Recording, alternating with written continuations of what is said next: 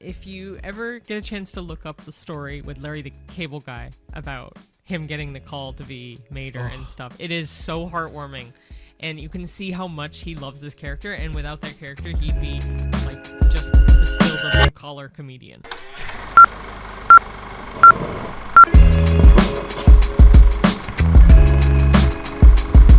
Hello, everyone. Hello. Welcome back to the 9th episode of the A-List Admission. Yes, and this episode is going to be a special episode. Yeah.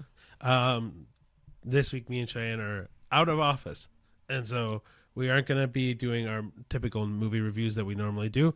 And so whatever comes out, or whatever came out this week, we're going to review the week next week. Yeah. So episode 10 is probably going to be chock full of movie reviews and maybe a little less of a second half part, but it'll be a lot more movie reviews. We'll also do 2 fan flicks that week as well. Really fill it up with movie reviews and stuff just to kind of catch up on everything. But yeah, me and Cheyenne, we just have stuff to do this Saturday. And so we weren't able to film this week. So what we did is we did a double episode. So you also noticed, well, Cheyenne's been in this Udi for I've a been bit, in this Udi. My Guardians of the Galaxy t-shirt is making a second appearance in a row. Yeah. But yeah, that's basically it. So me and Cheyenne can't film this weekend, and so we recorded an episode previously that we're gonna put out. And and then we'll do a bunch of reviews the week after. Yep. Cool. So this week, me and Cheyenne were kind of scratching our heads. We're like, all right, we have an hour ish, 45 minutes to an hour, talk about one particular thing. What are we going to talk about? And so we were thinking about Christopher Nolan movies. We were thinking about because we had also just seen Captain America Brave New World. I was like, oh, could we do a whole thing about Marvel? But we're like, no, let's make this easy on ourselves a little bit. Let's do Pixar. Pixar was the choice. And so we're going to talk about Pixar for the next 45 minutes to an hour. Like a rapid fire kind of thing, yeah. Kind of rapid fire, but kind of talking about movies that we really like about it and like go by. But like there's a lot of movies to go through in a kind of short bit of time. And so, yeah, we figured why not? Let's talk about Pixar.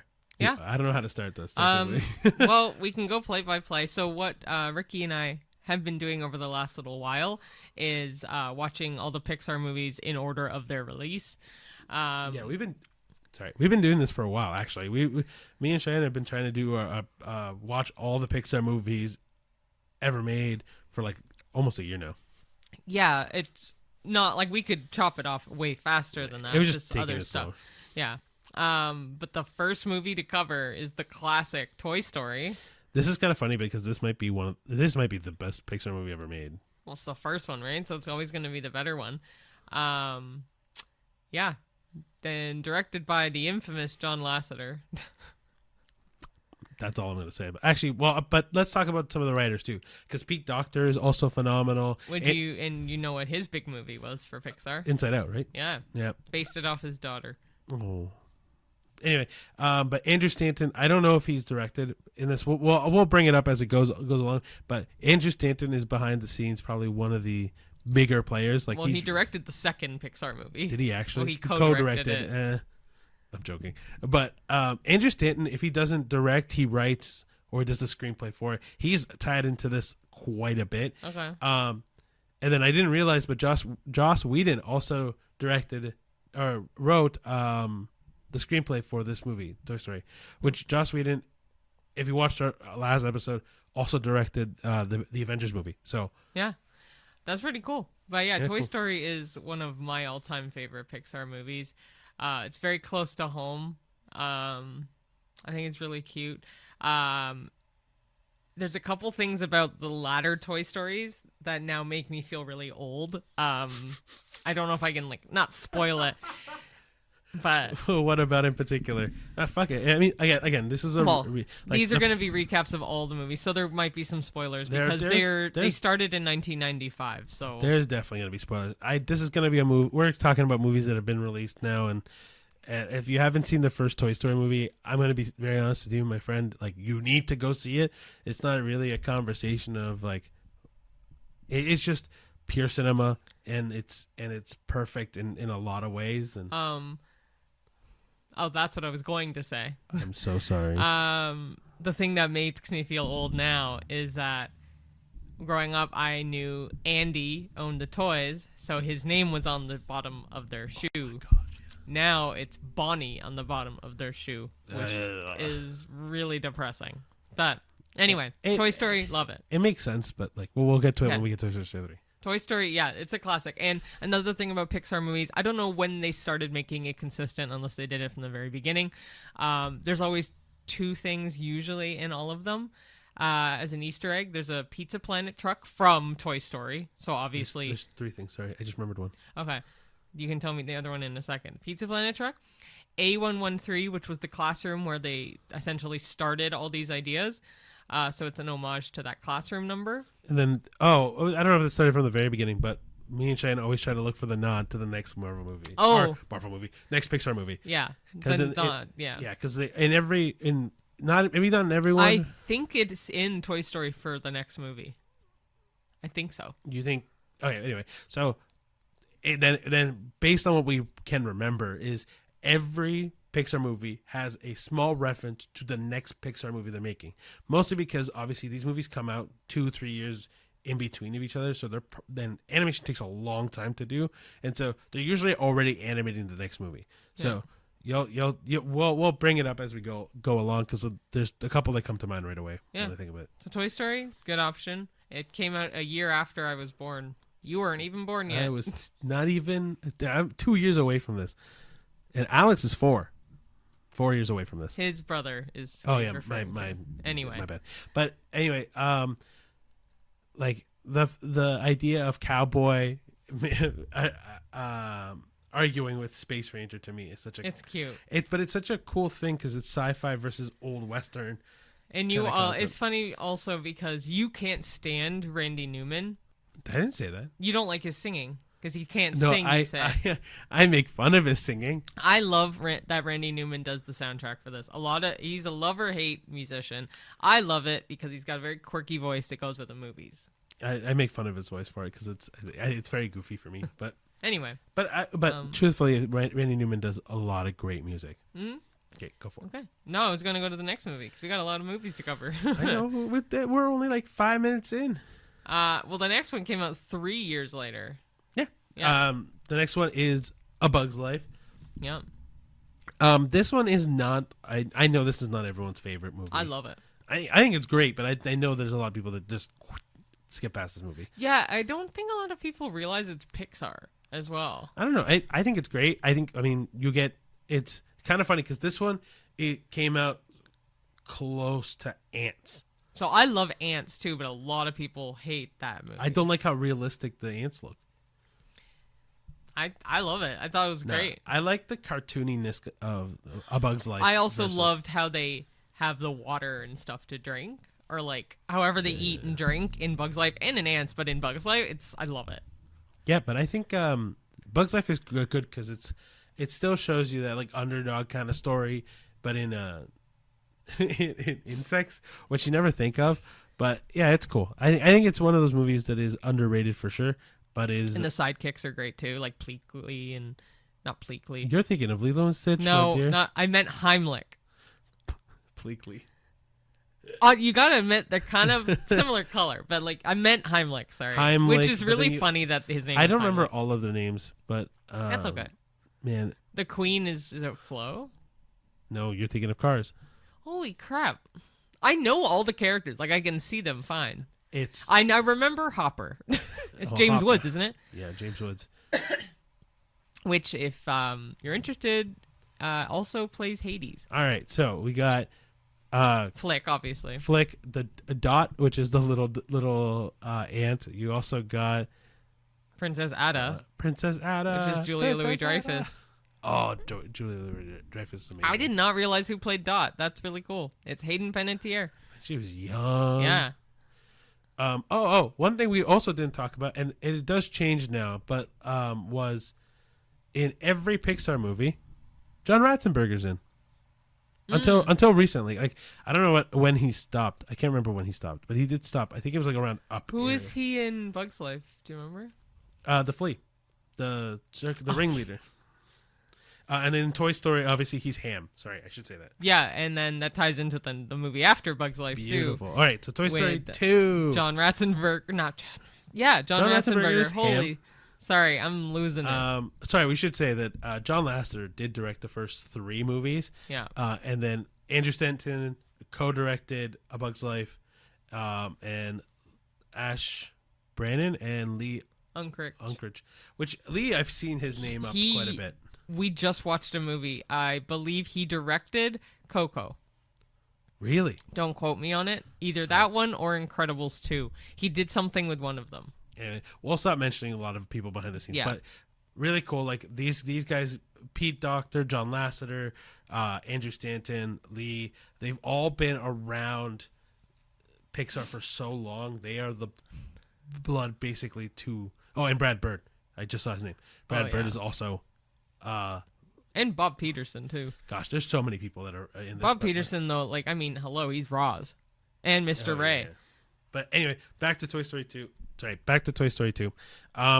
This one's cool because like you get now it's kind of like we know the main characters, but we're introducing a whole new concept. Like, what if we rip Woody away from the situation? What happens? Show you Woody's Roundup. But Woody's Roundup is a very different thing. Which I'll tell you about. Actually, okay, I'll bring up quickly. I saw a meme the other day where so because we're in 2025, we haven't heard anything about Beyond the Spider-Verse at all. And so I saw a meme the other day where it was and I don't know if you remember this in Toy Story 2 in particular, but Woody's watching all of the Woody's Roundup episodes, and he goes, all right, next one. And then they turn off the TV, and they're like, what happened? Where's the last episode? They're like, they canceled it. What do you mean they canceled it? There's another episode. And they're like, yep, that's it. And so I'm worried. A meme did that for the Spider-Verse movies, and I'm really worried that's what they're going to do. Oh, what's that have to do with this? Toy Story 2? Because that scene was from in that? Toy Story 2. Yeah. So in Toy Story 2, Woody is realizes... I remember that now, yeah. Woody realizes he's a part of a collection of other toys in the Woody's Roundup TV show. And so it's the idea of, is a toy a collection or a collective object, or is it a toy? And because Woody was a toy at the beginning and then gets stolen by... oh my gosh, I just had... It's the Chicken Man. Al, that's his name. Al's Toy Barn. No, Al is... He owns Al's Toy Barn. Yeah, but Al steals him, and that's Wayne Knight. Al steals Woody to make him a collector's item, but yeah, I think it's really cool. I really like that movie. But I don't. Cheyenne doesn't like one scene, and it changes the entire movie for her. It's too sad when they sing When She Loved Me. I want to say it's Sarah McLachlan, but I don't know for sure who sang it. It's just really sad. Talks about Jessie's story of how she essentially got tossed aside as a toy. And yeah, I'm not a fan of this movie as much as the original. And the third one's okay. But no, this movie I think is really good. I do think that the first trilogy of Toy Story movies is phenomenal. But yeah, no, Toy Story 2 I think is also really, really, really good. Mm-hmm. Yeah. All right, let's go into the next one. Oh, next one's one of my favorites. Let's go for it. Monsters, Inc. came out in 2001, so it was the first of the 2000s movies. Oh my gosh, it is. Yeah, Pete Docter directed it. Main director was him. But yeah, it's so good. Like, Mike and Sully are now synonymous with Disney. I mean, if you love the Monsters, Inc. franchise, Monsters at Work, I highly recommend that TV show. Yes. On Disney Plus. It's fantastic. I'm so glad they made a second season. And I'm pretty sure all of the main actors are still in it too. Yeah, they are. Nice. Like John Goodman and Billy Crystal. Yeah, and Boo, of course, in this movie. Cutest little thing. Oh, adorable. I think you knew this, but because they had a little girl, they put like a mic on her and just like she'd Let be her running run around. I think that's the best way to do it because yeah, they did a fantastic idea with that. Well, because any other way it'd be more artificial, and so artificial, yeah, and so you wouldn't get this like very bubbly, happy child. Genuine, yeah. Also, a fun fact about this movie, and I guess a fun fact about Toy Story was Billy Crystal auditioned for Buzz Lightyear initially, and because he was offered Buzz Lightyear and he turned it down because he's like, this isn't gonna go anywhere, blah, blah, blah. And then it obviously was a huge success, and so he regretted it immensely. Called Pixar back, like, hey, I made a mistake. I would love to pay another character whenever you got one, and they gave him Mike Wazowski. Yeah. And holy cow, is he perfect as Mike Wazowski? I knew that story as well. And also, Randall came back. Steve Buscemi came back for Monsters at Work, I think, too. Oh, yeah. But, oh my gosh, also Steve Buscemi as Randall, I think is a perfect voice casting. All the voice casting is great. Even Roz, like I said, Bob Peterson being Roz. And then Cecilia, it's Jennifer Tilly, I think. No, it is Cecilia. Yeah, it's Jennifer Tilly, I think. Yeah. But I don't know. This movie is also one of those movies where it doesn't feel kiddish. It has some maturity to it. It's when they really start to be like, you know what? Adults are really liking these movies. We could like expand on this. Yeah, like I think it's a proper, like almost like a pre-teen, like it's pre-teen, teenage, adult movie. Well, I mean, all of these are adult movies. Like you can watch these at any age. But they're also tailoring. So like I was in the heart of the age for Pixar, considering I was born right before the first one. So I would have been about 7 when this one came out. I would have been about 3. No, I know. So they were. I think they were gearing it to like my generation. Yeah, very much so. Because I was 7, but I remember. Yeah, because this is older. Like this movie doesn't feel like Toy Story 1. Doesn't feel like A Bug's Life. Doesn't even 24 years old. Holy cow! But it also doesn't feel like the next movie either. Like, well, for Monsters Inc. music, If I Didn't Have You is such a cute song. So no word of a lie. When the show Monsters at Work came out, that me and Cheyenne used to sing that song all the time in the car. What? If I had a rich man. Yeah. No, Monsters at Work didn't have it. No, though. but because of that show, we kept singing it in the car. Oh. I also the theme. Like I don't want to obviously so jazzy. Can't so do good. the whole sound, but yeah. Oh, so good. Yeah. That's a good one. And now I know for sure there's a nod to the next movie in one of Boo's toys. Oh my gosh. Yeah, this was one of the ones I was going to say. Yeah. Good call. Go for it. Yeah, okay. Next movie is Finding Nemo. And it's so weird. This is how old I feel. Is I have a few friends who were born the year Finding Nemo came out. And also have a friend who, meaning they weren't born when Monsters Inc. came out. So well, I mean, my youngest brother wasn't born yet. No, I know. It's just crazy to me because these movies feel like they came out maybe 10 years ago for me, like mentally. Yeah, like they came out. Yeah. So this one, this is when I really started to realize I had anxiety as a kid, but I didn't have any medicated way to combat it. So a lot of That's like fair. bad things that happen. Finding Nemo, case in point. Nemo gets lost. Like, and this might have started it. This might have definitely trauma. Oh no, sorry. Toy Story 2 would have started it. Oh, that definitely started something. So if I already had it, it was just amping up more and more over time. Finding Nemo definitely did that. Although, yeah, great. I love the music in this one too. The like underwater-esque sounds. Now they do Beyond the Sea at the end credits and all that. I think it's really cute. It's really pretty, like the coral reef and all that. It's gorgeous. I think they also did a really good job making the fish and stuff. I don't want to say anatomically correct, but like they look like how the fish should look. What is John Lasseter in Monsters Inc.? Sorry, I'm going back a bit. What is John Lasseter in Monsters Inc.? You mean John Ratzenberger? John Lasseter, yeah. He's probably one of the, not doofuses, but there's like a tall, lanky one. There's hi Mike. Like he's like, and then there's a fatter one. Well, like in Finding Nemo, he's the school of fish. Yeah. Sydney. Oh, like so. John Ratzenberg actually plays the abominable snowman Yeti. Like, welcome to the Himalayas. Snowcone. I was just going to say it's so funny because we didn't remember what he played at first, but you say that quote so much, like it doesn't even matter. Like you may not always say welcome to the Himalayas, but you'll be like Snowcone. Like it's such a because it's so okay. John Ratzenberger, I know that he doesn't have like a huge role in these movies. It's a memorable role, but every role he does is brilliant. Even in the next one, but let's talk about Finding Nemo some more. And then Bruce the shark and like Oh, fish are friends, not food. Yeah. Except for stinking dolphins. yeah, all the voices are great in this. And if you have been to Walt Disney World, I don't think it's there anymore.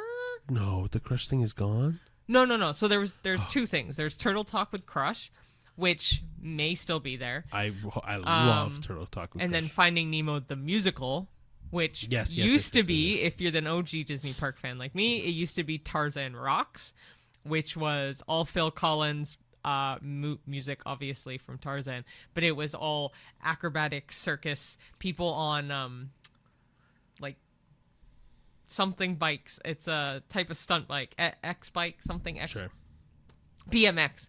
BMX bikes. On Yeah, BMX bikes and stuff like that going around the audience. They replaced it with Finding Nemo the musical. I believe it's probably still there, but that's really good. And I had a friend of mine who actually played Crush in that one, and he was well deserving of that. He's amazing. But yeah, Finding Nemo is a good one because it kind of just shows you the love of a parent, but then also it kind of shows you to let go a little bit because like Nemo, all Nemo wants is he doesn't want a hovering parent or helicopter parent. That's what that's called. And when he gets lost, it's not because it's no one else's fault other than Nemo, but he enjoys the adventure. He wants to do something for himself, but Marlin won't let him. Right? He's scared of every little thing that's going to happen. Kind of like, actually, sidetrack slightly. We just talked about Paddington in Peru, but he's kind of like the risk assessment, the dad in Paddington in Peru. But anyway, Marlin is he's super helicopter parent. Yeah. So it helps that he meets Dory. Yeah, the forgetful, like carefree. I don't know what type of fish they are. She is. Oh, I knew it. It's okay. She's a blue something. Blue Tang. Yes. Yeah.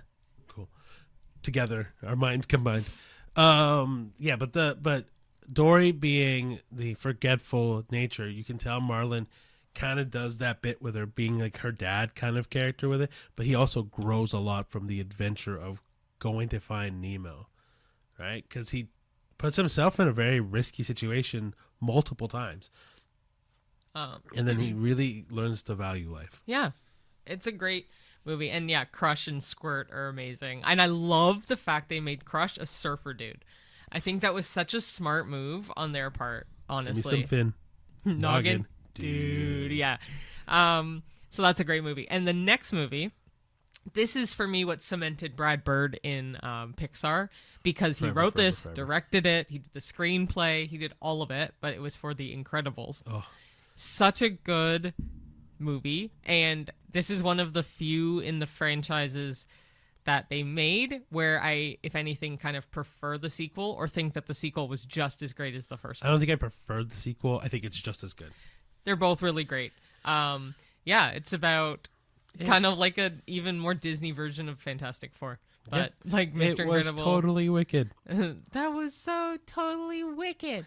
But yeah, so The Incredibles being a superhero well, so essentially what happens in the movie is superheroes are there, too many accidents happen, they get outlawed, but Mr. Incredible and Elastigirl have a family, and their family is all supers, and then trying to hide that, but trying to be who you want to be leads to...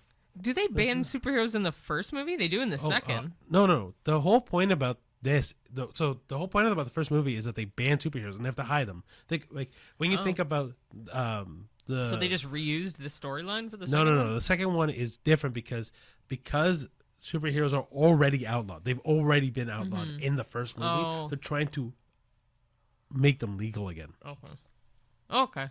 Yeah, the first one it's illegal to be a superhero. Yeah. But obviously Bob wants to be a superhero. And that he can't let go, but Helen has moved on. The kids don't even know what a superhero is.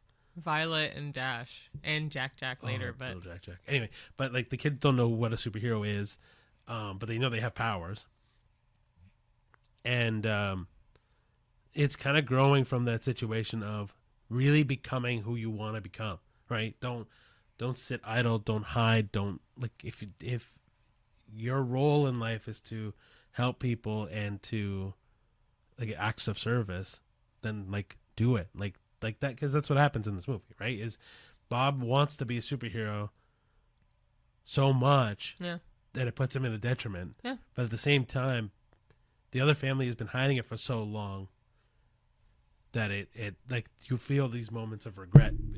Sorry. Where they put Bob at a disadvantage, right? Because Bob wants to be a hero, and then because he feels neglected or like he's the only one that really wants to be a hero, he does stupid decisions. Have you seen Brad Bird physically? I have not. He looks like Mr. Incredible. Does he actually? I think he does. Like, cool. Yeah, around when this came out, he gave me vibes of him. Cool. And then John Ratzenberger in this movie is the Underminer. Yeah. Yeah, it's literally the last scene of the movie he shows up. Yeah. Yeah, a really Cool. good movie. And Edna Mode Oh, yeah. in this movie. Darling.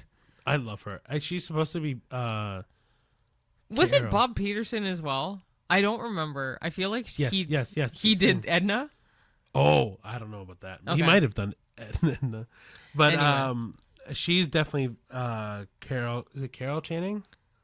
Yeah. A real person? Yeah, she's definitely based off of her. Yeah. 100%. All right. Yeah. Okay. Next movie is Cars. Came out in 2006. Also co-directed with John Lasseter again, but this time it was with Joe Ranft. So Cars is the movie when I was a kid. It felt way too long for me. I thought it was way too long, and it's not. But for me as a kid, I was like, oh, this is kind of like, this is taking too long. But I loved Mater. It's kind of funny because I remember when we were talking about Pixar movies before. You didn't like Cars that much, but it has one of your favorite songs in it. Which one? Life Could Be a Dream? Yeah, but Or Shaboom, sorry. But it's not tied to that movie for me. It reminds me of that movie a lot. Yeah, but the way they do it with the cars. So rewatching it though, I do appreciate it way more. And it's not like I didn't like it as a kid. I just thought it felt way too long. And again, gave me anxiety. Oh, John Ratzenberger's Mac. Sorry. In every movie, I'm trying to remember what. Any Cars movie, it's Mac for John Ratzenberger. Yeah. Okay. Oh, great. But yeah, so sorry. Yeah, so Cars, it's not like I didn't like it. I really liked it as a kid. It just felt a little too long, and it still gave me anxiety. So I love Cars because I think Cars as at least the first Cars movie as a whole is it kind of teaches you humility, right? Because Lightning McQueen being this pompous rookie that wants to win all the time and then gets lost, but he's still like this guy where I'm like, I'm gonna fucking do it. And I can kick anybody's butt, and then goes on to this not backwoods kind of town where they don't know who he is, they don't care about what he is. yeah, Destroyed the town, blah blah blah blah. He gets to learn how to be, I say a human, but my point being like he gets to treat people like they are people instead of below him because he's this superstar racer. And he does gain a lot of respect and he learns so much from this town of people. And obviously, yeah, Mater is phenomenal, and he's definitely the comedy guy in it. But like he also learns a lot from Mater. It's one of those nice heartwarming movies. it is really cute. And if you ever get a chance to look up the story with Larry the Cable Guy about him getting the call to be Mater and stuff, it is so heartwarming, and you can see how much he loves this character, and without that character he'd be like just still the blue collar comedian. I will say a part of me thinks that the story of him becoming Mater is arguably more heartwarming than what happens in Cars. But it melts your heart. It's so sweet, so it just it warms me up inside. All right, do you want to introduce the next one? Sure, we'll speed this one up, I guess, a little bit. Okay. Ratatouille is the next one. I know you love that one. I do too, but like I love Patton Oswalt, and so when I get to hear his voice in it, Why do you like him so much? he's funny to me. I just love him. I think he's funny. I don't think he gets enough praises that he gets. It's really sad that his wife died, though. Yeah, I mean, but like. No, I know he's so young. She was so young. So, but anyway, but yeah, Patton Oswalt adds his funny kind of like dry humor to this, and the kind of a cool idea to think that like a rat who's usually considered the dirtiest animal outside in the is world, obsessed with cuisine and the fine fine dining, cooking and the cleanliness of it all, and I love just Remy, and it gives me nods to our hamster that we had. Like, oh yeah, I knew, and her name was Remus from Harry Potter, but when I think of Remy, it gives me nods to that, and just I don't know, the love he has for food is the love I had for her. So yeah, I think this movie is very endearing, and Linguini's fun. You get to kind of see like what passion will get you. Like if you have a drive for something and you really want to do it, and you just don't feel like you have the faculties to do it, like just keep pushing, keep driving. You can do it. You can definitely do it. Sorry, I would love to know if they got any of this idea from Mouse Hunt, the Nathan Lane. Have you not seen this movie? Nope. I thought I showed it to you. Nope. It's a house, a mouse that invades a whole house that they're trying to sell, but he loves cheese, and he's like, it's a live action, but obviously the mouse is partially CGI. But yeah, Nathan Lane is the main guy in it. Yep, I've never seen it. It's a good movie, but it gave me vibes that they probably stemmed the idea of a rodent being the main from that. Who knows? You want to jump into the next movie then? Yeah, from rodents to robots. Before we go too far, John Ratzenberger is Mustafa then. Yeah. Cool. All right. So I really liked my line before you fucked it up. I'm but so sorry. Go from ahead. rodents to robots, we're going with WALL-E. WALL-E. One of my favorites, and it's from what I read, they were really trying to do a movie that had little to no voice talking. But there is still voice talking from the humans in the latter half. But I really wish they didn't have that part. I think that's where it kind of went south for me for WALL-E, because I love WALL-E. I love the beginning. I love him like junk organizing and listening to his music and just him being the robot that he is. Yeah. Yeah, I think. Sorry, I've heard about it before where a lot of people are like, "Oh, if you like WALL-E, you only like the first half of WALL-E, and you don't like the second half of WALL-E." I disagree. I like the second half of WALL-E too. I think the second half of WALL-E is very cute because it like kind of shows, like, obviously this movie is definitely a nod to like, oh, if humans don't change what they're doing now, the rest of the world is fucked. Like the environmental changes. And so it kind of shows you what human interaction does, what human intervention does, what and like it's rewatching it, I appreciate the latter half a lot more with the humans because I really didn't like it in theaters with the humans when I saw that. But it's a really good movie. A really, really good movie. And I don't think they need to make a sequel for it. I think it's good as a one-off. Yeah, I don't know what they could do. I honestly don't. They'd probably do something with Eve. Probably. Eva. I don't know. I think this movie is a really good like reminder of how the world is and what we need to do to save the world and all that kind of things. And it obviously didn't go anywhere, unfortunately. But I also do think that it's also a good movie to kind of highlight the human nature between humans themselves and like their connection to the earth. Yeah. All right, up we go to the next one. That was very cheesy, but whatever. Up is the next one, and holy cow, was the first minute the saddest thing I've ever seen in my life. Yeah. It's 90 seconds of pure sadness.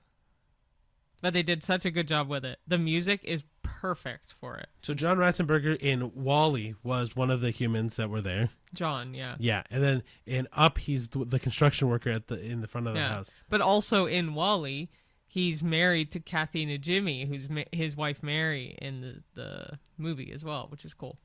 Oh, is he? That's who he's married to? In the movie. Not in real life. No. Oh, I thought that's what you were saying. My bad. Anyway, in Up is really sweet. I really like Up. I love Russell. Russell is adorable. Please let me in. No. Okay. Anyway, Well, and then that also spreads the relationship with Doug and Carl and Oh my gosh, yeah. And the big bird. Kevin. Kevin. Kevin. Again, this is kind of like the same idea with Wally. Is I really like Up, but once the villain of Up comes in, my mind tunes it out. Like I don't remember. Like not that I don't remember. I remember what happens, but like the villain of Up being the other Archaeologist adventurer. guy? That guy. That from that point on, I feel like that movie like trails. Oh. But like the beginning half of the adventure of this cranky old guy who finds his love for adventure because he's doing it for his wife, and then learns a lot about himself and the care of people through Kevin, through Russell, and then obviously through Doug and through Kevin, and like learning from those characters how to move on and how to live instead of living in the past. Yeah. Is a really good touch. And I just think that once the villain comes in, it almost doesn't need a villain. Like it feels like that movie would have stayed true to itself. Yeah. Without that extra character. Fair. Okay, next is Toy Story 3. Well, here we go, the end of the first trilogy. Yeah. Woo, This one I don't woo. remember as well. Oh, you don't remember Bonnie? You don't remember? Oh, never mind. Never mind. Yes. You think of Toy Story 4, you don't remember that much. No, Toy Story 4 I do too. I forgot that this is where they introduce Bonnie and she fucks it up. Whoa, she does not fuck it up. It is the ending of this movie. The ending is so sad. But it's such a good ending. It's such a good option for an ending instead of like, it breathes new life into toys. Like they'll get their love again from a different person, but they'll always have the memories to treasure with Andy. So it's very well done. And I think of all the kids that they could have given it to, Bonnie would have been the best choice. I completely agree. But like, so, obviously in Toy Story 3, John Ratzenberger's Ham again. But just because I'm trying to make sure this goes through the whole episode. If I can remember who John Ratzenberger. You're gonna have a fun one after the next couple because I don't know. Yeah, I don't remember who he voiced. Anyway. But anyway, so in Toy Story 3, Lotso is such a good villain, because you really got a sense of like when there is new life breathed in, or like when you're in a vulnerable situation, you kind of just trust leadership in this, and then you can tell that he's been hurt so bad from his past that he takes it out on everyone else. Yeah.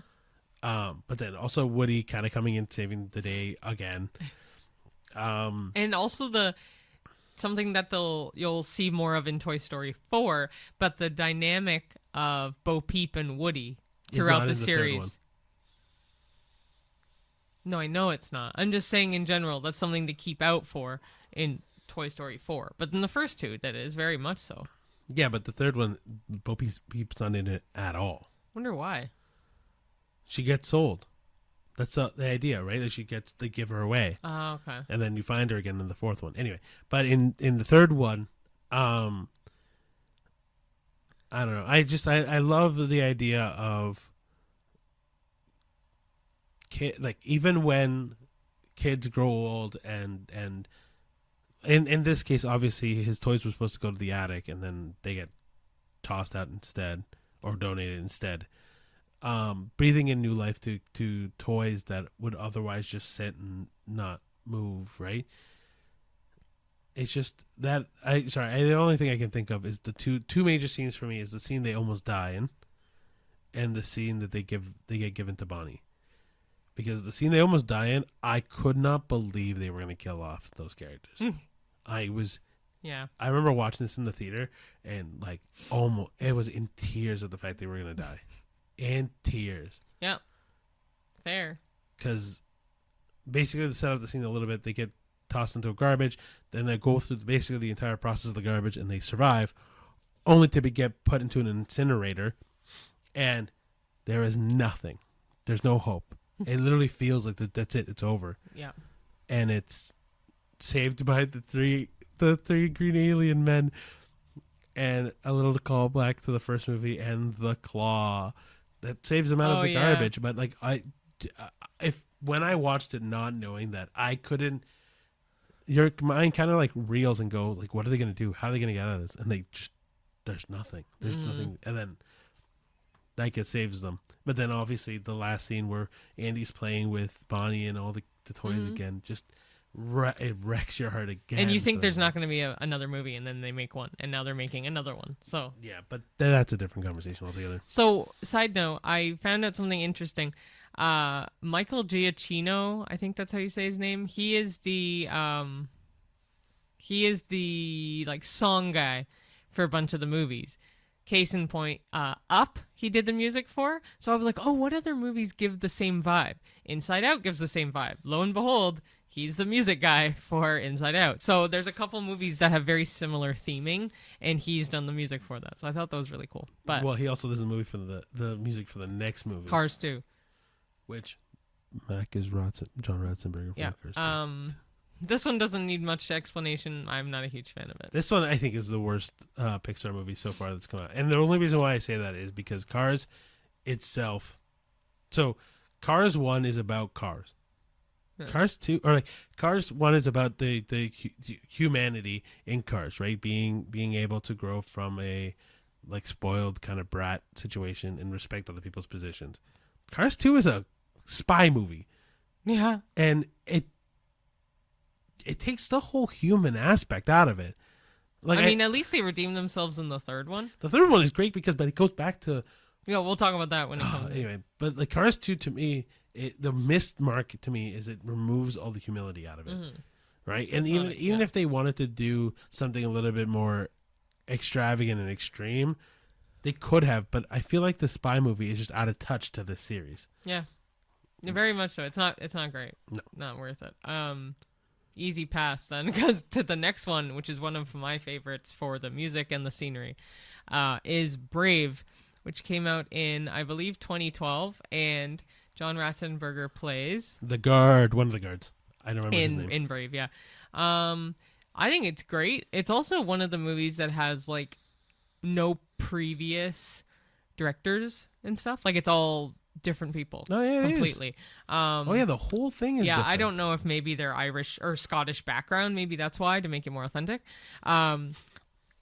But I do quite love this movie for. I don't really like the storyline. I actually think the storyline's kind of stupid. I like the The storyline. Will-o'-the-wisp and the mom turning into a bear and all this. Okay, I think it's a little up until far-stretched, up until but- the people turning into bears. I like this movie a lot. Yeah, I like it.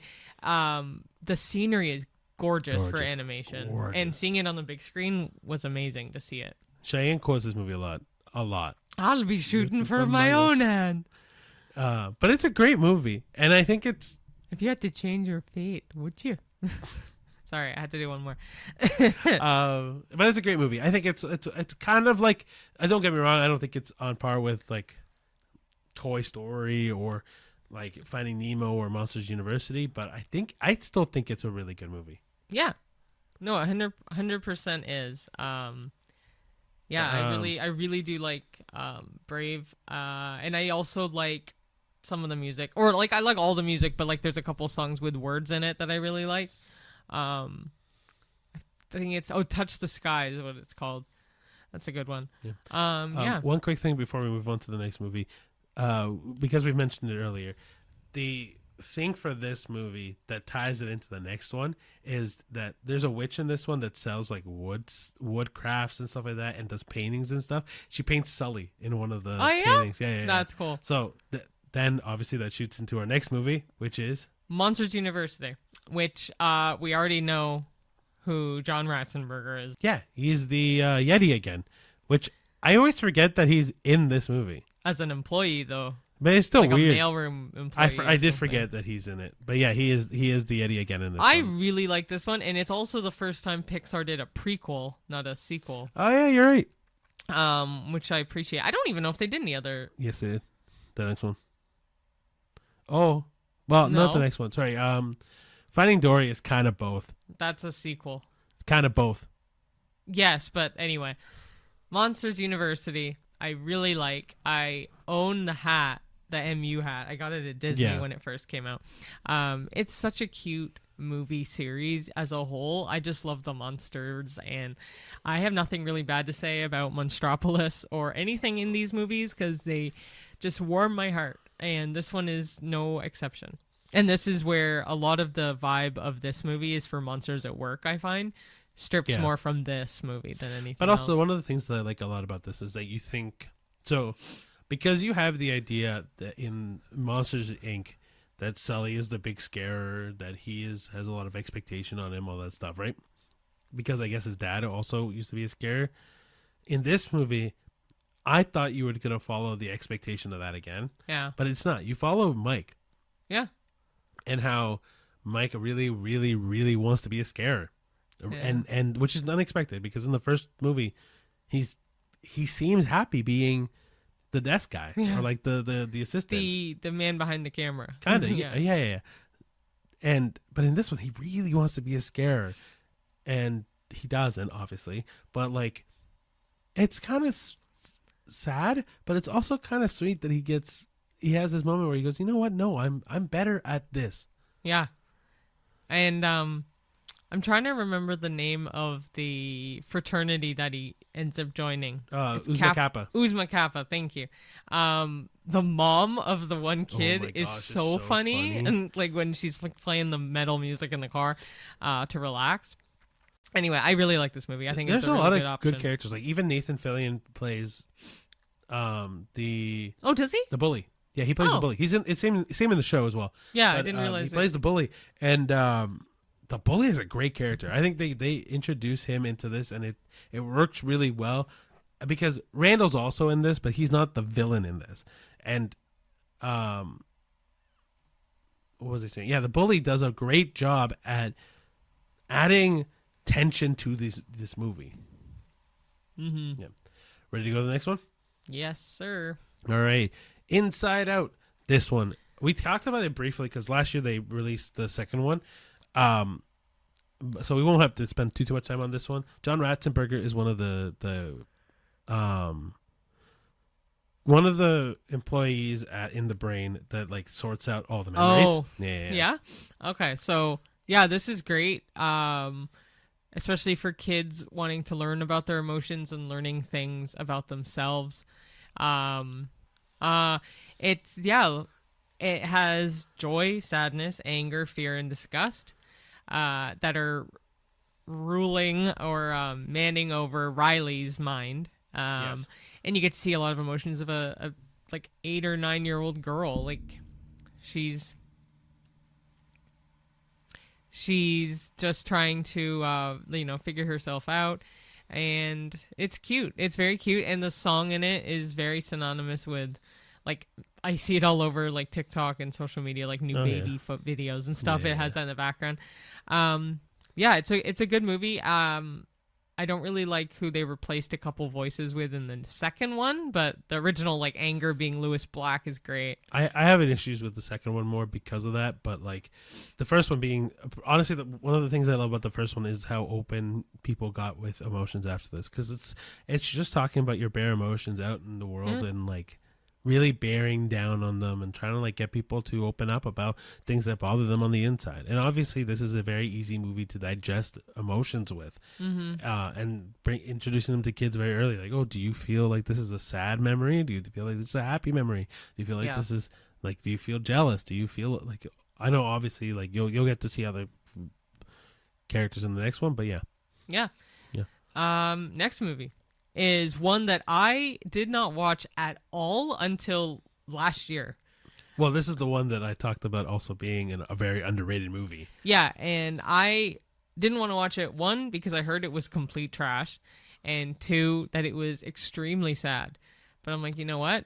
We were doing our marathon in order, so we decided to watch The Good Dinosaur. And I completely changed my mind. I think it's a great movie. It's also not terribly sad. Like it's sad for me. Sad. I am very sad. easy to be like, no, I will not watch it if it's sad. Yeah, but it's not that sad. For me, it's sad. Okay, what makes it sad? I don't know what to tell you. It's just sad. But what scene? A lot of it. It's just sad. Like he loses. He gets lost. Okay, yes, I know the dad dies very early. Yeah, all that stuff. Are you kidding me? But apart from the dad dying, After that, it's not. I don't find it that sad. That's fine. I find stuff sad easily, and I hate crying, so I refuse to watch stuff that's even remotely sad, or music that is remotely sad for that reason. But that's a whole separate issue. So I will just talk about this movie because what's the name of the dinosaur again? Arlo. Arlo. I was supposed to say Alf. I think it's very cute, and I think the little boy in it, like having a human-esque dinosaur be friends with an animal-esque human. Yep. And then John Ratzenberger is... He's one of the velociraptors in I know you're annoyed about me bringing up John Ratzenberger. No. Yeah, but I think that The Good Dinosaur is vastly underrated. Yeah, I think it was well worth watching, and I would definitely watch that again, no problem. 100%. I completely agree with you. All right, so the next movie is Finding Dory. Yep. And who does he play? He plays... John Ratzenberger, Bill a.k.a. the crab. Husband crab, yeah, Bill. I remember that character. I do. I remember it. It's a couple that find Dory. I think when she's older. I remember that some crabs find her and try to help her out. Yeah. Oh yeah. But I don't remember if it's when she's younger or older. But I feel like it's when she's older. Anyway, Andrew Stanton directed this one or co-directed this one, and he's done a few more in the last few years. I think he directed the first one. Probably. Anyway, Finding Dory. This is also one of those movies that is not my favorite by any means. No. This is a movie they probably didn't have to do. No. I mean, I like that they did it. It was okay for me. Ed Helms was great as the squid. Squid or octopus? No, not Ed Helms. Who was it? It was the gentleman that plays as Bud in Married with Children. Oh, was it him? His name is Ed something. Ed O'Neill. Ed O'Neill. Oh, maybe I just got the Ed mixed up. No. You right. So he's an octopus, but he lost a leg, so he's a septopus. Or lost a leg, lost a tentacle. Yeah. No, I think it's great, and it has Idris Elba in it, it has Diane Keaton in it, it has Eugene Levy in it. Bill Hader's in it. And Bob Peterson again. Oh my goodness, the director of this movie is Crush. Oh, I did not know that. I did not know that either. I need well, you can keep talking about this. Oh yeah, I just sorry. want to dig a little. But yeah, so Finding Dory, the reason why I don't care so much for this movie is because I find that the story is just I don't know, I get the idea of getting a little backstory on Dory, but apart from the backstory on Dory, I don't find that the rest of the story kind of keeps up. Yeah. I feel like it's trying too much to be outside the ocean when it shouldn't have been outside the ocean. I don't know. My take on it, it's not one of the best ones. No, not really. I also did find out, Andrew Stanton did direct Finding Nemo, so Crush directed the movies. Perfect. Which is awesome. So now the next three that we're going to talk about, we actually just watched this week. Yes. In our marathon. Yes. So we're very up to speed on this. First one being Cars 3. This was the first movie that Ricky and I ever saw together on our first official date. Yeah. At the movies. Yeah. Our first official date was June, I want to say it was 22nd of 2017. This came out June 16th of 2017. Yeah, so the first time we went to the movies together, first time we did. First official date was everything. Cars 3.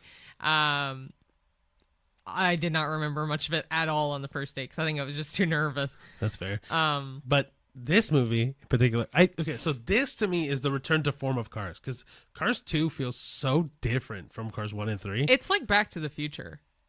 Like Back to the Future 2 is so different, so is 3, but 2 is so vastly different because they had to rework it without Crispin Glover. I feel like the vibe of Cars 2 is the same vibe for me of Back to the Future 2. But Cars 3, I think, they really redeemed themselves, and very much so. Cruz Ramirez was a great addition. Yes. And I loved the fact that it wasn't some type of stupid love triangle potentially between Cruz, Lightning, and Sally. I love that Lightning and Sally are still a bond. They love each other. That's not going anywhere. He's just helping Cruz get her potential. 100%. And I think that Cars 3 does a great job at bringing it back to the main two things that the Cars franchise is known for. And it's, one, car racing and focusing on the cars aspect, and two, also focusing on the human condition. Like Lightning is getting old, so he feels it, right? And then the care that he realizes that he has for nurturing the racing talent and Cruz Ramirez, and But it's not focusing on this side random tangent. but he also doesn't mentally feel old. He physically is Yeah. old. He just doesn't mentally want to get to that point. Yeah, but then he realizes that it's the moment to step back, right? He doesn't force this, but he also truly is it. The movie I love because it's the humanness of it. Yeah. And the nod to the next movie in Cars 3 is there's a photo that's taken at the archway to Santa Cecilia. Oh yes, yes, yes. yes, yes. Which is the city in where Coco takes place. And I was correct earlier that Lee Unkrich did direct Coco. Yes. Cars 3 also John Ratzenberger's Mac. That was it. So John Ratzenberger plays, do you know the name? Juan Ortodencia. Yes. So it's I guess one of the already dead people whose guess so. dentist puts his face on So an ofrenda. It'll probably be in the graveyard scene where the dentist Or comes out. it's by the check-in point or something. Oh, maybe, yeah. Anyway, love this movie. And I know you love it as well. Yeah, but I love it. The music in this is phenomenal. Michael Giacchino, once again. That's case I don't know in what to point. tell you, If you're then. going to get good music, it's Michael Giacchino. But the music in this is phenomenal. Like, Remember Me, I think, was playing on repeat everywhere. Poco Loco is one that we always sing all the time. But even then, like... I wish the last song that you hear, The World Is Mi Familia, I wish it was longer. That's my favorite. Like, I love that one. Yeah. There's music. Yeah. Anyway, can't sing it. But yeah, I think Miguel is such a lovable kid, and also you kind of agree with his plight of him wanting to play music in a family that like hates music, and he just wants to play, man, and he'll do anything to nurture that love of music and everything. And then Hector, who ends up being the guy that you don't really care for at the beginning, but you grow to love. Yeah. And it's just and then a lot of it is very Hispanic, culturally driven toward you, even though it's not Mexico. I'm not Mexican, but similar vibes. Not so much the Dia de los Muertos, but like your abuela and stuff. Yeah. It definitely gives me vibes of your family. Yeah, and like and I fully see it and I fully get it, and it just I see your abuela in Mama Coco a lot. For me, it's this movie and Encanto are like the two movies that kind of like identify me in. But Encanto's not Pixar. No, it's Disney, but like Coco and Encanto are kind of like the two movies that are Latin that like really speak to me. Yeah. Really speak to me. Well, also Dos Oruguitas from Encanto. That was on the radio everywhere. Or We Don't Talk About Bruno. We Don't Talk to Bruno was everywhere. But anyway, like Coco in particular is just a movie. It's a man. It is just gorgeous to me. Like it's one of those movies that really knows how to treat the human condition.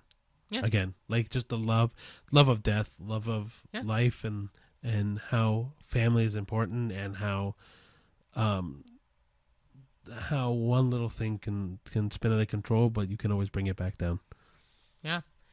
And then 14 years later, the sequel to Incredibles came out. I was like, after Coco? And No. I was like, no. Anyway, no, 14 years. It was Incredibles 2, which the most recent one we have watched in our marathon. I mean, we've seen them all, but like in our current marathon of rewatches. I loved it. Rewatching it again, even more so, and Jack is freaking adorable. No, he steals the show. So cute. And Edna and Jack too. And the shorts they did with this was also really great. Yeah. Really good choice. So really, it's a really cool idea to like bring these superheroes back after the whole Underminer thing, which John Ratzenberger's Underminer in this. But yeah, like it's really cool to kind of go back and look at these superheroes and kind of go, okay, what is the aftermath after they've released themselves out in the public eye, and what spins from it is really fascinating. And I think it's really cool. Yeah. I think it's a cool way to throw us back into this world. Yeah. Yeah. Next. Toy Story 4? Yeah. Yeah, sorry. I skipped ahead. I went with the onwards. But No, that's the one I wanted to mention. that's Or fine. That's why you stopped. Okay, Toy Story 4. Just a quick John Ratzenberger's ham. But apart from that, Toy Story 4 is interesting. I don't agree that they should have done a fourth movie solely because solely because this story just felt like a beautiful wrap up on number 3. That when 4 comes out, it feels like an afterthought, and I feel bad because it shouldn't be an afterthought, or it shouldn't. Because it's good. It's an okay movie for me. Like, it's the idea that Woody would actively leave. That's what. The gang and I always so forget. hard. So I get 3 and 4, the storylines mixed up, even though they're very different from each other. But I remember that this is the one with Kevin Hart in it. Kevin Hart, Keegan-Michael Key. Then you also have Keanu Reeves is in this, and so there's nods to it, but I forgot that Woody leaves and he can go fuck himself for that. But I'm curious to see what 5's gonna be then. That's what I was gonna say, is that in 5, it's really weird, because he shouldn't leave. No, I know, I get it. And how is he gonna come back from that? And like, is Bo Peep also going to come back in 5? And like, I don't know. The 4th one ending the way where Woody has moved on from being a toy. Mind you, you kind of see that too, right? Like at the beginning of that movie, Bonnie doesn't play with Woody as much. She kind of leaves him off to the wayside. And so he feels lost because he wants to be played with, but he's not being played with. And he doesn't know what to do with it, but he doesn't want to leave his friends behind and all that mix up, right? And so I get him leaving. I really do understand him leaving. It's just, it doesn't, for me, this movie doesn't need to happen. Yeah.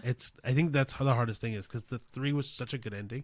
4 is hard to go off I agree. And next movie, one of my all-time favorite Pixar movies, and I love it forever, is Onward.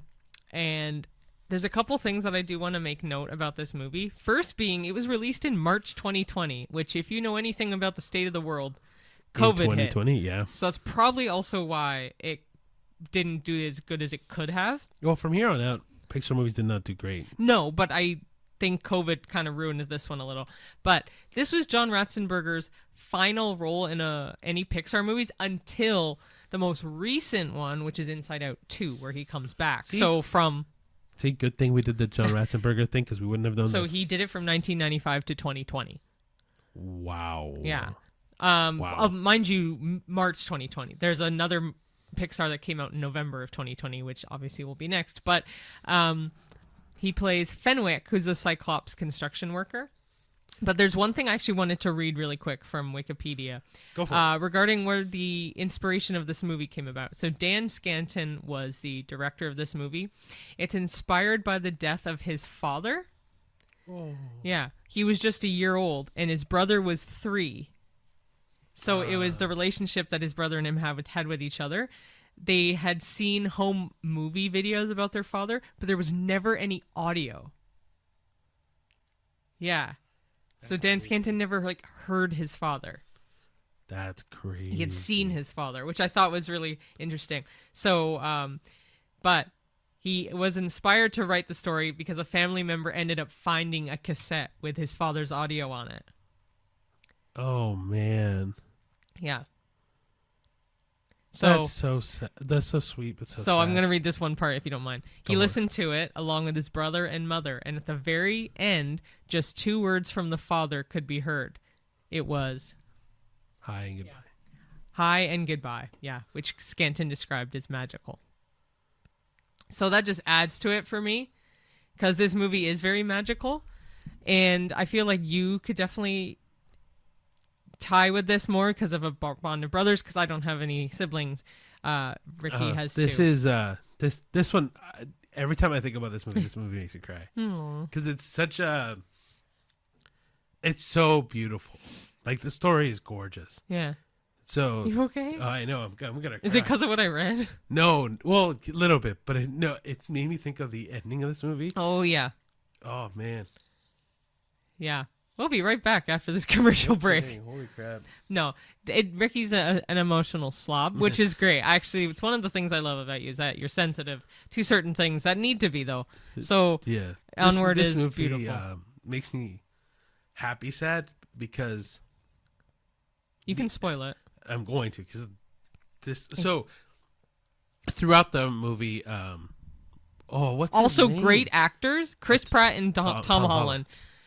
Like, are you kidding me? What are the characters' names? Because I can't remember the names off the top of my head right now. Lightfoot. Oh no, Ian and Barley. Chris is Barley, and Tom Holland is No, Ian. this is Julia Louis-Dreyfus' second Pixar movie. At least that we know of. There may be another one. I don't know. We weren't really looking, but yeah. So Lightfoot is their last name, but it's Ian and Barley. Barley, I always think of the soup. fair enough. But So yeah. Ian constantly gets reminded how much of he is like his dad, and he obviously doesn't remember his dad at all in the movie, and he doesn't really have that many friends. He's kind of like the nerdy kid, and so he gets consistently pushed to give life a chance, right? Like to keep really push himself. And then Barley's kind of this eternal fuck up where like he doesn't do anything right. He's kind of like constantly making a mess of himself, all this kind of stuff. And then they're for Ian's birthday, 16th birthday, or I think it's 16th birthday, his dad gives him a staff or like a spell to say so that way they can meet for the first time, but Barley comes in and kind of fucks it up, and they only get half of his body, Which is the bottom half. right? And so the whole rest of the movie is getting the power to bring back the full version of his dad, and how excited Ian is the entire time to go see his dad. Yeah, because Barley knew about his dad, but he grew up with the but dad. Ian never met his dad fully. And so you go through this entire journey rooting for Ian to see his dad. And then... Do you want me to finish? Yeah, you might have. Yeah, okay. Yeah, you're rooting for Ian to see his dad. But by the end of it, a situation happens where the only way that they can see their dad is only one of them can see the dad. And Ian essentially forces, in the best way possible, Barley to go see his dad. Because Ian doesn't need to see his dad because he's had his brother this whole time. And he's come to the realization that, yes, Barley had his father, but Ian has his brother. And he doesn't need to see his father to get that love of family and bond like that he does with Barley. So It's a beautiful movie. And I highly recommend it. Yeah, because Ian realizes that his brother kind of raised him into he was his father figure he never had and the brother he always had. So because like took him to get his car, took him to do stupid stuff, a bunch of things, and it's like all flashbacks in that moment too. And Barley talks so highly of his dad, but Barley knew his dad, so he gets to see his dad one more time. So I think it couldn't have ended better. And it was a movie that they definitely never need to do a sequel for. It's a perfect as it is. Gorgeous. Yeah. Gorgeous movie. Anyway, it's quickly become probably my favorite Pixar movie of all time. Yeah. Especially because I didn't think when we were talking about this that I'd be this choked up talking about it. Oh, but it is. It's I cry so much watching this movie, but it's one of the few movies, if the only movie, that I will willingly cry and watch it again. Because a lot of movies, if it makes me cry, I really don't want to watch it again. This movie, I have no problem crying because it's so good. Next one is the one I remember the least. Same here. Soul is not... All right, not to say that this movie is bad by any means. It's a good movie because it kind of shows you the...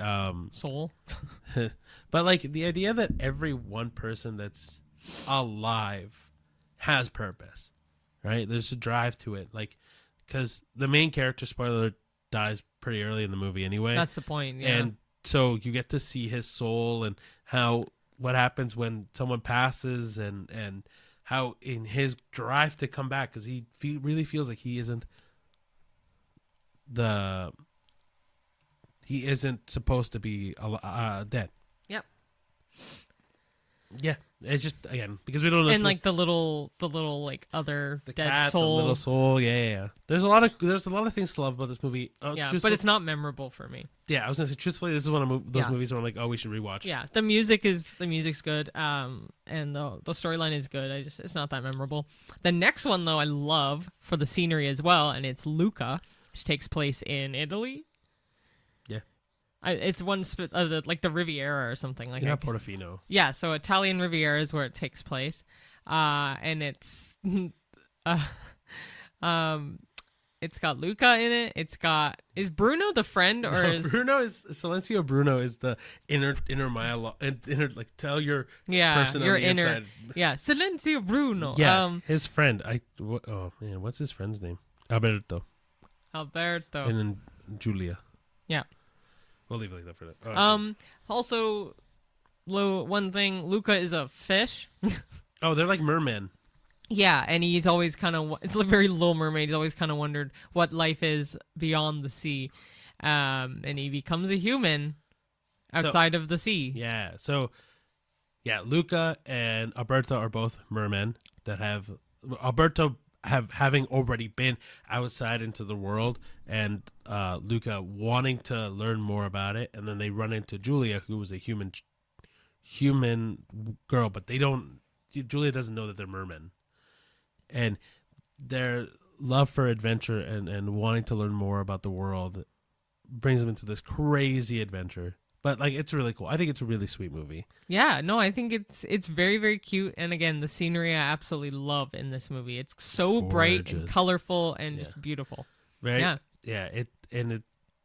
again, kind of like this idea where like, do what you were born to do kind of idea, where like Luca wants to go out and explore and learn more about the world.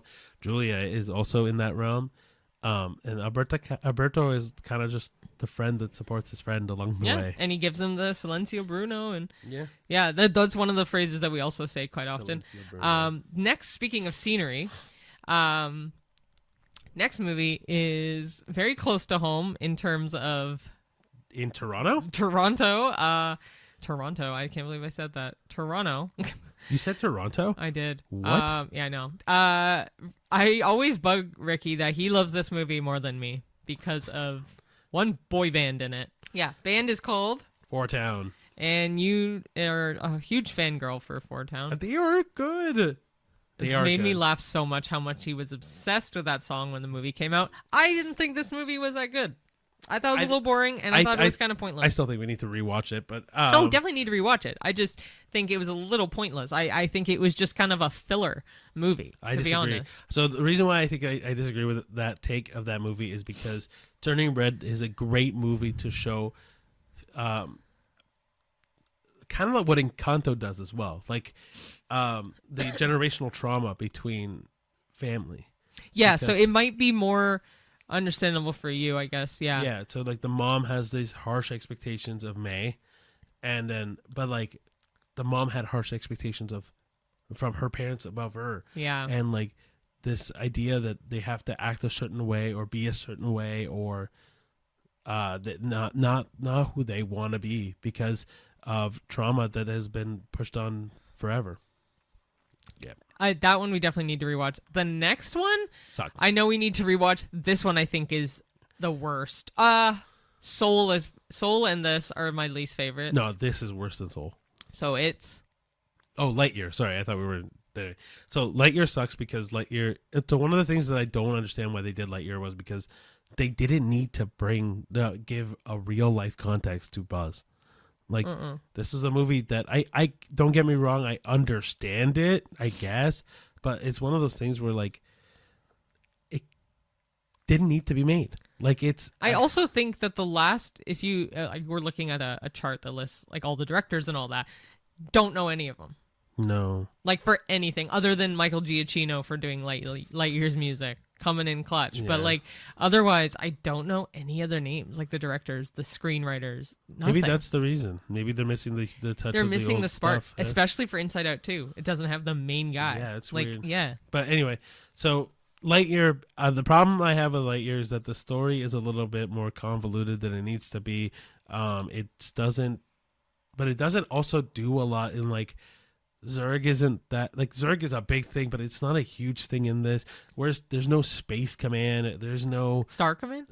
Sorry, there's no, like, there's a lot of things that are like personal to Buzz Lightyear, the toy, Yeah. that don't get brought up in this. No, definitely not. I don't know. Like, I know the big issue for this was a same sex kiss that was in this, but like, to me, it.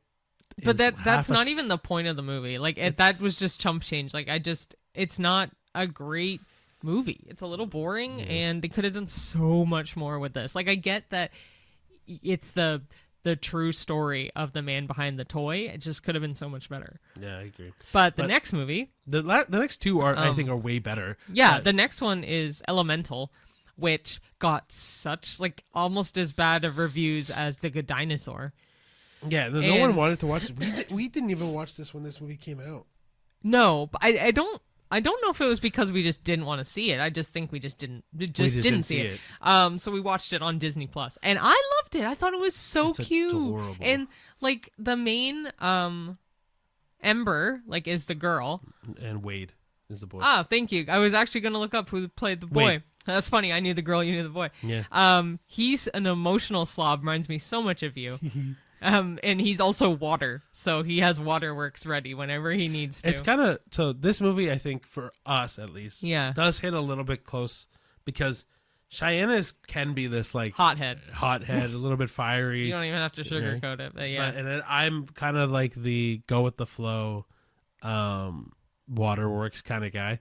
But like, the thing that I like a lot about this movie is the aspect of, I man, I didn't realize how much this was a through line for all Pixar movies, but being who you want to be.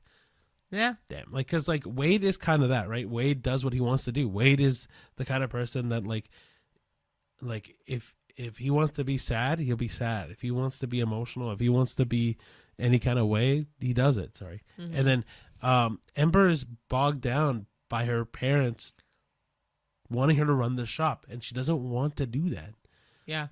That sounds like so many of them. Right. And their growth between being who they want to be and being who they were changes so much. Mm-hmm. And their relationship, even though it's like, oh, you don't miss elements, you don't make some elements and all that, like, there's so many like underlying messages to this movie that it's such a good story, man. I thought it was really well done. It's it's so good. Yeah, I really, really like it. And then the last one we'll talk briefly. We made it. Yeah, well, the last one The last we'll talk fucking through movie. because we've talked about this movie enough. And it is Inside Out 2. Sorry, I don't know why I blanked. I don't know either. Inside Out 2. This movie I love so freaking much because, like the first one, it's an easy way to talk about emotions, man, and especially complex emotions. Like, everyone deals with some sort of anxiety, and so getting to have a conversation, a way to see this in Cheyenne, because she talks about her anxiety quite a bit. Well, this was just a beautiful way for me to go, oh man, this is a nice way to talk about this with you. Yeah, and they also add in embarrassment, envy, and ennui, which I think was such a pointless emotion to add, but it's boredom. Well, I mean, she kind of plays her part very well. I keep forgetting it's Very a one girl.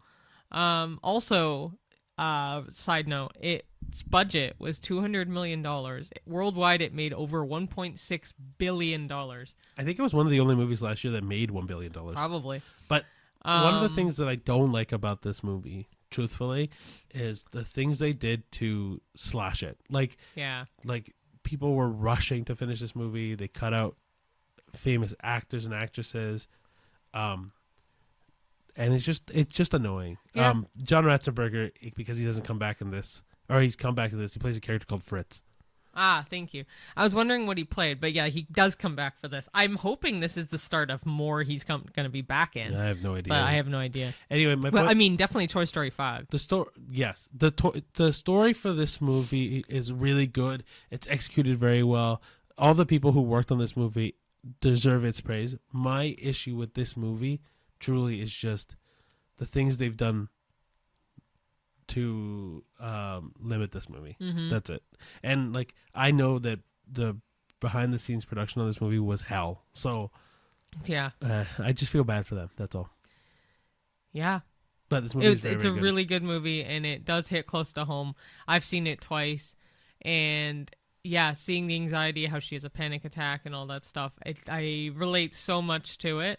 And at first I was like, I don't really like this movie, but I think it was because I was so much like her that it was kind of weird to see it on the big screen. So that's the end of the current Pixar movies. There is one coming out this year called Elio. Yeah, it comes out in June. Yeah, I June 20th. Didn't realize it came out in June. It seems kind of interesting. I've seen a couple trailers for it. I mean, it gives me vibes of Soul, to be quite honest, but Well, this is a kid that thinks he should be abducted by aliens. yeah. And then he gets abducted by aliens. Yep, and he's And then he says he's the ruler of Earth. he's the ruler of Earth, so they think the name is Earth, which is kind of funny. Oh, yeah, you're right. Um, But we'll let you guys know how this movie comes out when it comes Yeah. out this year. But thank you so much for staying around for this entire this is a longer podcast than we thought it was going to be. yeah, but I'm like, it's really cool because I'm looking. There's 2 more Pixar movies coming out in 2026, which is going to be amazing. Shoot, yeah. Yeah, and to be announced, Incredibles 3. This is all on Wikipedia, so I don't know how much I rely on this information. Yeah, but I will say that the first 3, so it's Elio, then Yeah, another yeah. one called Hoppers, and then it's Toy Story 5. So They're Toy all Story in 5 for production. sure. Yeah. Elio for sure. So Yeah. I'd assume Hoppers for sure because it even has the producer, the writer, the director. Well, it's also all in production right now. So like Yeah. So so Elio coming out this year. Hoppers is coming out March 6th next year, and then Toy Story June 19th of next year. Those are all movies that are supposedly happening. Oh, definitely going to happen in the next couple of years. Yeah. Incredibles 3, we'll see. But regardless of, guys, thank you so much for watching this odd podcast. Follow us along every Tuesday for new episodes. Keep up to date on TikTok, on Twitter, on Instagram, on YouTube, on Facebook, on Threads, Letterboxd. Am I missing any? Spotify. Spotify. You said YouTube? Yep. Apple Podcasts. Apple and anywhere Podcasts. you get your podcast. Exactly. And remember, guys, keep going to the movies. Keep watching new movies. We'll be back next week with a bunch of new reviews and all that good stuff. And we See will. you. And see you at the movies. See you at the movies. Bye, guys. Bye.